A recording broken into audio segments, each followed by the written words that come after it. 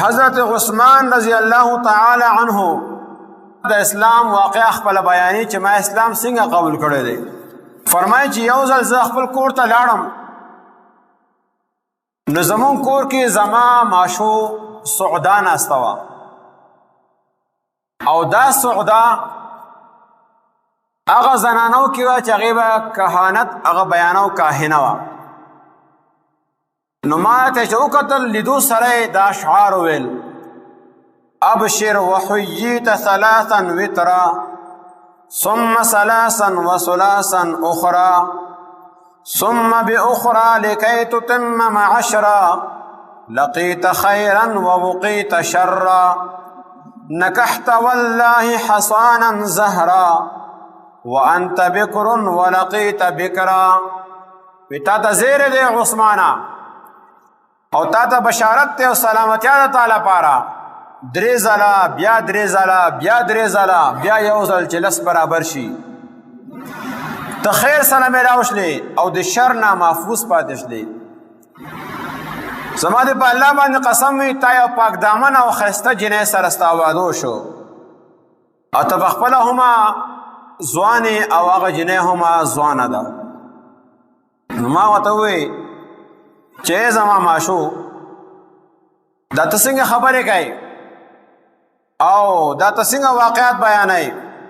نو هغې ما ته بیا ووایي: عثمانو یا عثمانو یا عثمان لک الجمال ولک الشان. اے عثمانا اے عثمانا اے عثمانا، شانم تعالی پارا دے، کمال جمالم تعالی پارا دے. هذا نبی معه البرهان ارسله بحقه الدیان. دا نبی راغلی دی، د څخه دلایل دي، براهین دي وسکه، او دې سره سره د الله تبارک وتعالی هغه ذات چې هغه د دینونو او د جزا مالک دی، هغه دی لېږلی دی، رب الجزا دل حق ورکړی دی او دی رالېږلی دی. وجاء التنزيل والفرقان ارسله بحقه الديان وجاءه التنزيل والفرقان فاتبعه لا تغيا بك الاوثان. هغه څنګه قرآن پاک دی او هغه څنګه هغه کتاب دی چې هغه حق او باطل کې تمیز کوي، او لہذا ته د هغې اتباع وکړه زما خوریا او د بوتانو نه ځان بچ کا. نو دی ورته وایي چې ای زما ماشو د کوم شي چې ته تذکره کوې دا خو ما لا اورېدی هم د چا نه دی، دا به څنګه چل کېږي؟ ما خو د دې خبر نه ده اورېدی، لیکن د هغې دې خبرې ما باندې اثر وکړو، او هغه اثر دومره زما په زړه باندې وشو چې زه غم کې او فکر کې پرېوتم. زه لاړم بار ته، ابوبکر صدیق رضی الله تعالی عنہ سره مخکې نه زما تعلقات او رابطې وې، د هغه خوا کې کېناستم. نو هغه چې ما ته وکتل وی عثمانه ته ولې فکرمند دی؟ نو زما ماشو ته چې کوم اشعار کومې خبرې ما ته کړې ټولې ما ورته بیان کړلې. نو هغه ټایم کې حضرت ابوبکر صدیق رضی الله تعالی عنہ فرمایل چې عثمانه ستا ماشو چې کوم خبره کړ ده یقینا برحقه ده، الله تبارک وتعالی دا پیغمبر دله وحی ورکړ ده، قرآن ورکړی دی، مونږ ته یې رالیږلی دی. او دې سره سره زما او ستا قوم چې کوم شی عبادت کوي دا بوتان، دا خو هغه شی دی نه چاله پیدا کولی شي، نه مړ کولی شي، نه چاله ضرر ورکوي، نه نقصان ورکوي. مونږ د دوی عبادت ولې کوو؟ دا خو په خپل خپل لاسونو سره مونږ هغه تراش کړي دي.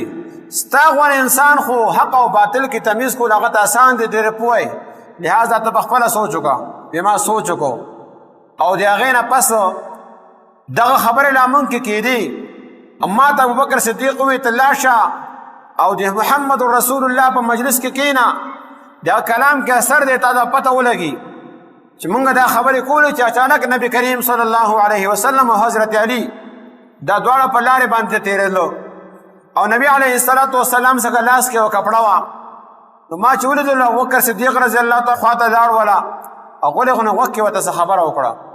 نبی علیه السلام زما خوا ته راغی او ما ته وی عثمانه الله د جنت دعوت راکړي، جنت طرف ته بلی، لہذا ته د هغه دعوت قبول کا.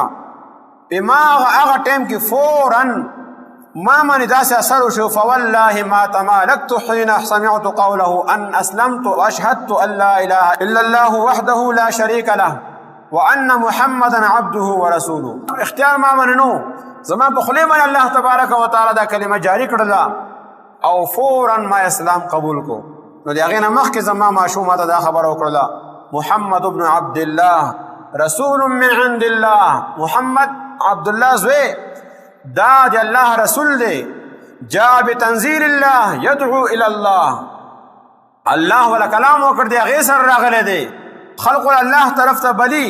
قوله صلاح دا قول چې کوم دی هغه صلاح ده. ودینه فلاح او د هغه په دین کې فلاح ده کامیابي ده. وامره نجاح او د هغه حکم کې کامیابي ده نجات دی. ما ينفع السياح لو وقع الرماح وسلت السفاح ومدت رماح. که هغه یو ځل راوځي نو په هغه ټایم کې د روړو والو روړې او تورو والو تورې نیزې کې چا راواخلې بیا فایده نشي ورکولی. لهذا دا خبره ومنه. ما فورا اسلام قبول کو. لږ موده تېره شوې نه وه چې نبي کریم صلی الله علیه وسلم زما نکاح حضرت رقیه رضی الله تعالی عنها سره وکړو او خلقو هغې سره ډېر ښه نظر سره وکتل. نو بیا زما ماشو بیا شعار ویل هدى الله عثمان الصفي بقوله فارشده والله يهدي الى الحق.